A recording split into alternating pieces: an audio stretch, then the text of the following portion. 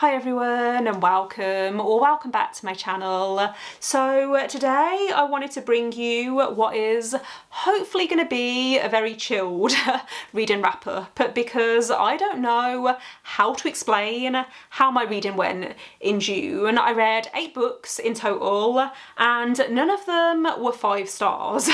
However, I did have quite a few 4 and 4.5 star reads, so I have been enjoying what I've been reading, but I'm also feeling really frustrated. I don't know whether it's me that's the problem or whether I'm just not picking up the right books at the right time or what's going on. Basically, I've read a lot of books that were almost 5 stars, but not quite. And I'm just waiting for a book to come along that finally crosses the finish line. So yeah, I am going to go through the star ratings for all of the books that I read in June, and then I'll pick out a few to talk through in a little more detail. So I think I'm going to start with The Dragon Keeper by Hobb. So this is the first book in the Rainward Chronicles, and it's also the 10th book in the Realm of the Outlandings overall. Really enjoyed this first book in the series. I gave it 4 stars, and I'm also halfway through book 2 and really enjoying that as well.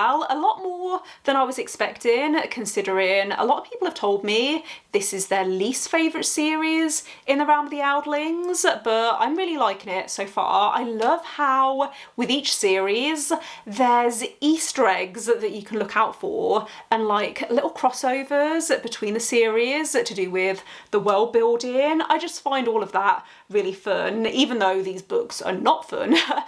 Hobb likes to torture her characters, and this series is no different, so I will give full thoughts on the series once I've finished it.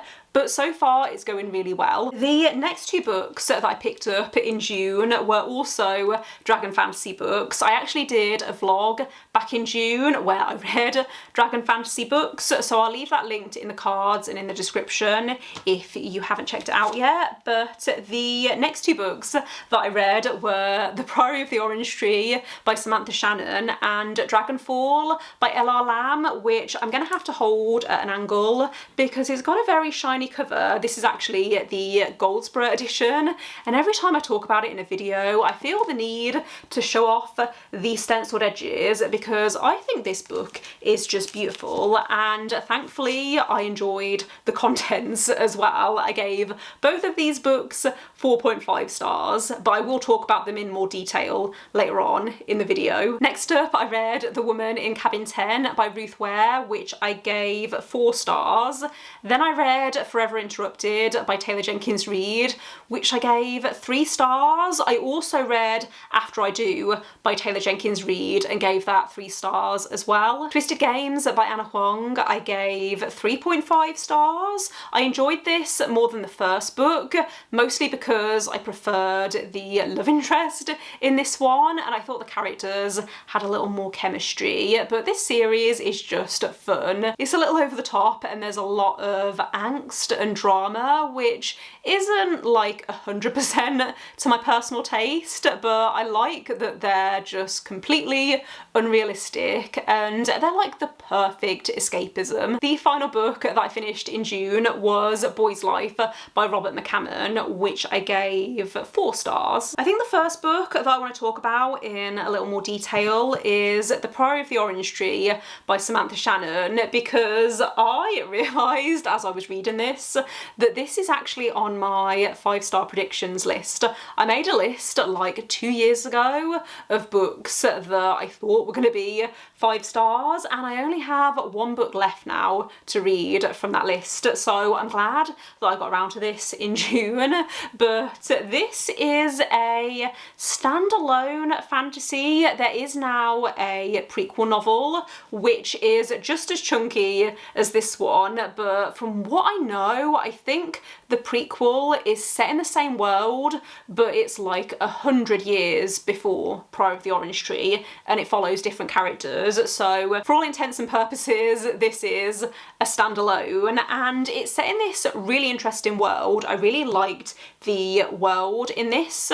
Basically, this world is split into the East and West, and I think it's around 1,000 years ago, there was this evil dragon called the Nameless One who wreaked havoc on this world. However, eventually he was banished, and there's this prophecy that as long as the royal family in the West are still in power, then the Nameless One is going to be kept down. It's heavily political, and there's a lot of different cultures and religions in this, which I really enjoyed. It felt like a very immersive world, and that was my favourite thing about it. I did like some of the characters. I think there's 4 perspectives that you follow. The main reason this didn't quite give me that 5-star feeling is because I didn't like the pacing, especially towards the end. I felt like the ending was really rushed, and because of the odd pacing, I didn't feel as connected to certain characters as I would have liked, and I felt like there could have been more development of the relationships, especially the romantic elements. Like, there's lots of LGBTQ+ rep in this, which I really loved. I think if you are looking for a fantasy that has LGBTQ+ rep, but where romance isn't the main focus of the plot, then I would recommend this one. But yeah, like I said, my main issue with this book was the pacing.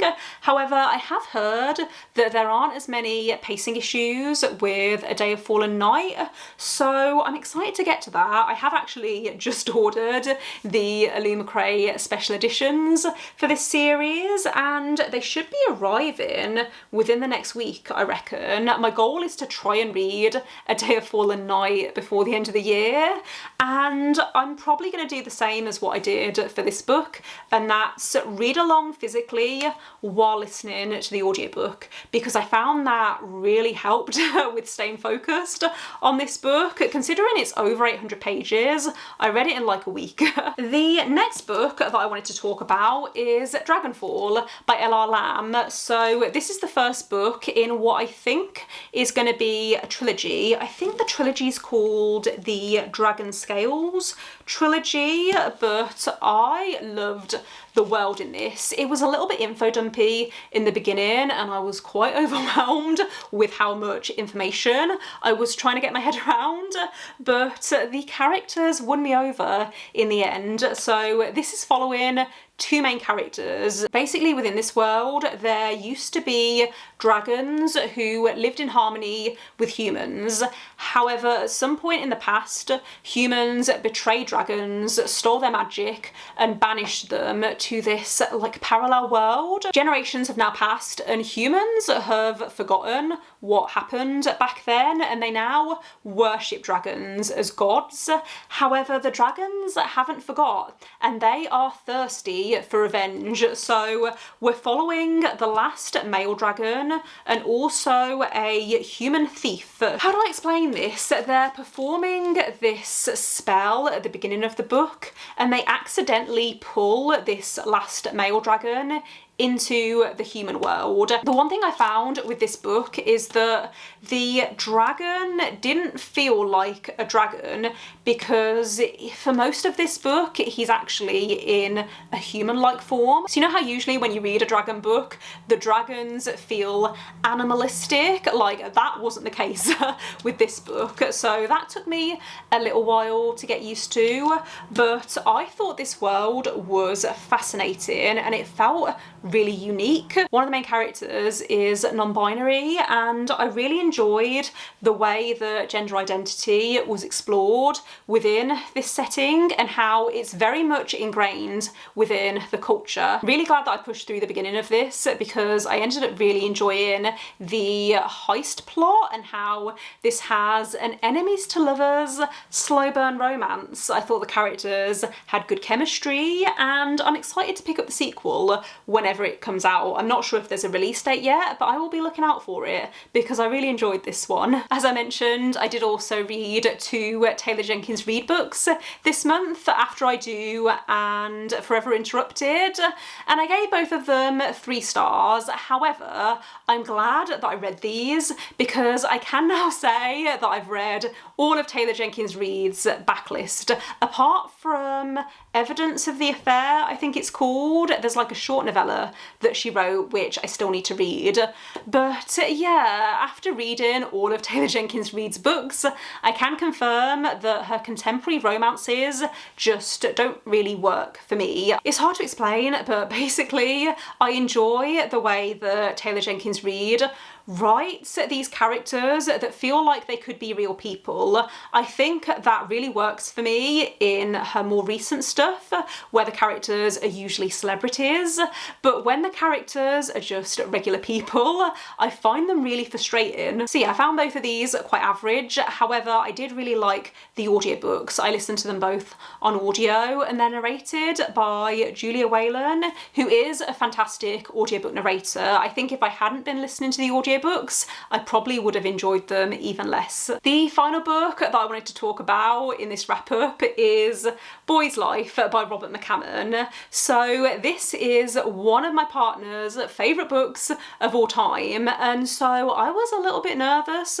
going into this because I was scared that I wasn't going to enjoy it and it was going to be really awkward, but thankfully I did like it. So this was published in 1991, but it's set in 1964. I don't know how I'd even categorise this. I guess it's historical fiction, but it's also a coming of age story. So we're following this young boy called Corey, who I think is 12 at the start of the book, and he lives in this small town in Alabama, and you're basically following his life and you're learning about the people within this town. There's also a mystery that's introduced at the start of the book. So Corey and his dad witness this car driving into this lake.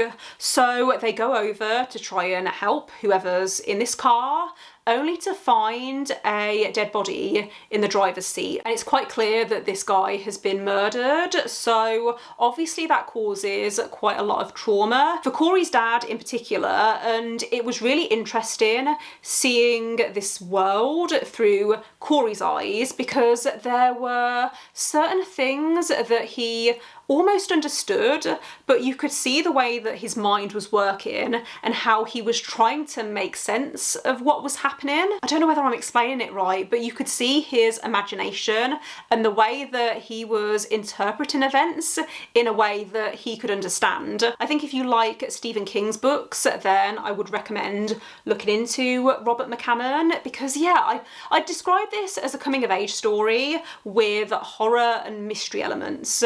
The main thing I didn't like, which is why this was 4 stars and not 5 stars, is I didn't love the ending. I felt like the mystery was wrapped up too quickly. Robert McCammon also likes to write very long descriptions of stuff, so people and places, and I did find that the pacing was dragging a little bit in places, but otherwise I can definitely see why my partner loves this so much. And yeah, I'm really glad that I read it. I think it's good to push yourself out of your comfort zone every so often. But yeah, I think I'm gonna wrap things up here. I feel like this wrap up has been a little bit shorter than usual, but thanks for watching. If you did make it this far, let me know in the comments what was your favourite book that you read in June, and let me know if you've read any of the books that I talked about in this video. Don't forget to give this video a thumbs up if you liked it, and click subscribe if you would like to see more videos from me, but otherwise I will see you next time. Bye!